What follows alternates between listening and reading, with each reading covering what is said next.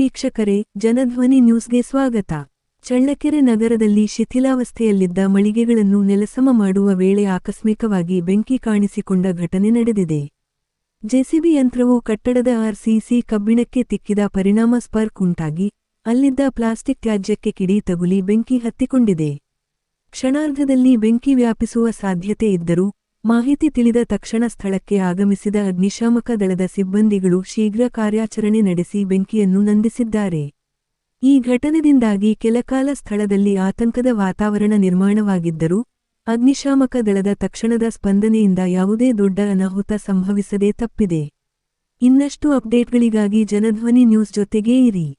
ಧನ್ಯವಾದಗಳು.